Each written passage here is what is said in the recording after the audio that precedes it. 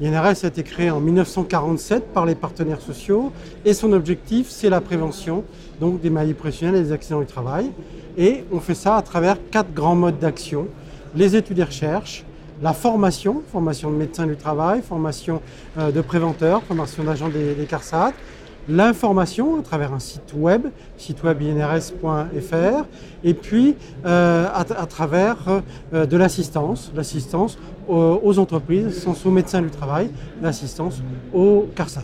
L'INRS, c'est 600 personnes sur toute la France et avec un périmètre qui est très large puisque ça va du bruit en passant par les risques psychosociaux, le risque machine, la collaboration homme-robot, mais aussi le risque chimique par exemple, ou des sujets comme les déchets industriels ou autres. Donc voilà, un institut national de 600 personnes qui est financé par la CNAM et qui est en lien avec les CARSAT et qui a pour objectif de cette prévention d'accidents du travail des maladies professionnelles. Et l'INRS a 70 ans, créé en 1947, 70 ans cette année, donc on va fêter tout le long de l'année les 70 ans de façon, je veux dire, raisonnable, mais en tous les cas, ça montre qu'on a cette volonté de prévention et que les partenaires sociaux ont cette volonté de prévention depuis 70 ans. Mais aussi en regardant l'avenir.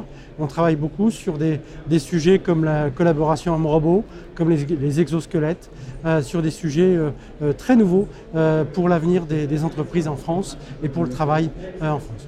Et puis on fait des exercices pour regarder encore plus loin dans l'avenir, des exercices qu'on appelle des exercices de prospective. On vient d'en terminer un sur la production en France en 2040 et ses répercussions sur la santé au travail. Comment on sera organisé la production dans l'entreprise française en 2040.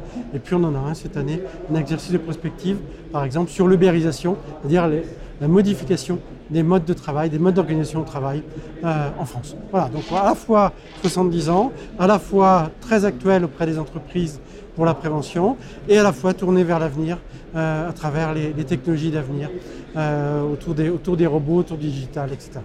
Je vais insister non pas forcément sur l'histoire, même s'il y a un travail très important qui a été fait, mais sur tout notre travail qui est très varié. J'ai dit qu'on travaillait sur les risques chimiques, c'est 30% de notre activité.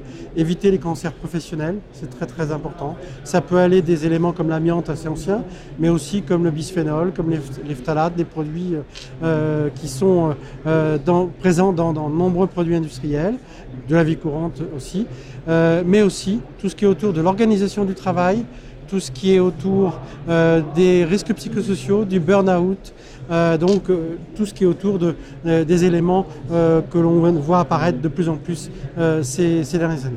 Et puis encore une fois, on travaille beaucoup vers l'avenir, on se projette beaucoup vers l'avenir pour essayer d'anticiper ces risques. On a beaucoup travaillé sur les nanoparticules ces dernières années, c'est aussi pour essayer d'anticiper, mais on travaille aussi beaucoup sur l'industrie qu'on appelle l'industrie 4.0 ou l'usine 4.0 pour anticiper l'avenir des risques industriels en France.